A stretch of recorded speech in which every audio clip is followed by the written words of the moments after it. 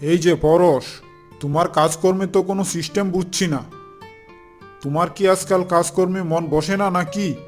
সব কাজে তুমি শুধু ভুল করো। এভাবে কি চলবে? ভালো না লাগলে চলে যেতে পারো। আজ্ঞে দাদা, আমি কি করেছি? আমি তো সব কাজ ঠিক মতো করছি। আবার মুখে মুখে তর্ক করে, যদি ভালো না লাগে চলে যাও। আজ্ঞে দাদা, আমি তো সঠিকভাবেই কাজ করছি। আপনি আমাকে কেন বকাঝকা করছেন? আবার মুখে মুখে তর্ক করে, আমি তোমাকে এক্ষুনি বিদায় করে দিচ্ছি। আমি তোমাকে এক্ষুনি বের করে দেব। যাও যাও, এখান থেকে বের হয়ে যাও। আর কাজে আসা লাগবে না। তোমাদেরকে এতদিন কাজে রাখাই আমার ভুল হয়েছে। যাও যাও, আর কাজ করা লাগবে। দাদা, তোমার সাথে যেটা হয়েছে সেটা খুব খারাপ হয়েছে। এভাবে একজনকে বের করে দেওয়া ঠিক হয়নি। আর যদি ওনার অন্য বিষয়ে রাগ থেকেও থাকে, তাহলে তোমার সাথে অন্তত কথা বলা দরকার ছিল। এভাবে কি কাউকে বের করে দেওয়া যায়? এখন তুমি কোথায় কাজ করবে? আরে সেটাই তো ভাবছি, কি করা যায় বলো তো ভাই? আমার পরিবারটাও তো চালাতে হবে নাকি? তুমি এক কাজ করতে পারো, কালকে থেকে আমার সাথে সবজি বিক্রি শুরু করতে পারো।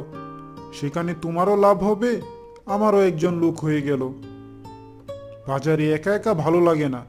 তুমি যদি আমার সাথে কিছু একটা বিক্রি করো, তাহলে দুজনে অন্তত কথাবার্তা তো বলা যাবে। তুমি ঠিকই বলেছ, কাল থেকে আমিও তোমার সাথে কাজে লেগে যাব। যাক, কিছু একটা ব্যবস্থা তো হয়ে গেল।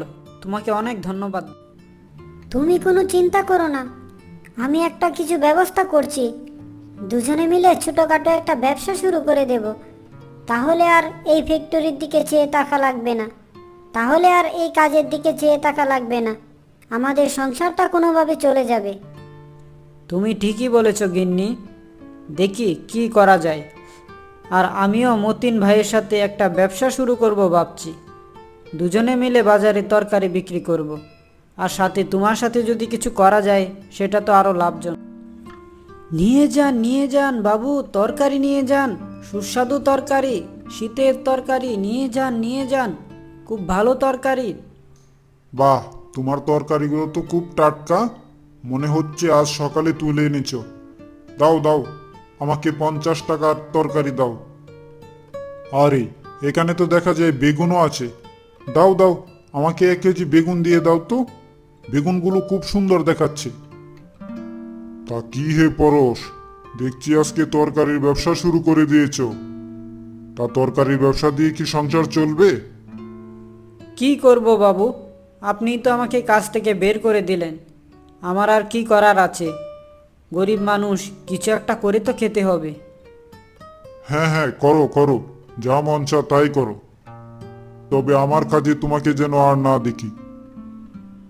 আচ্ছা বাবু, আমি তো কাজ ছেড়েই দিয়েছি। সেটা তো আর নতুন করে বলা লাগবে না। ব্যবসা চলুক বা না চলুক, আপনার কাছে তো আর যাব না। আর আপনার কোনো কথা তো আমাদের শুনতে হবে না। সেটাই আমাদের জন্য শান্তি।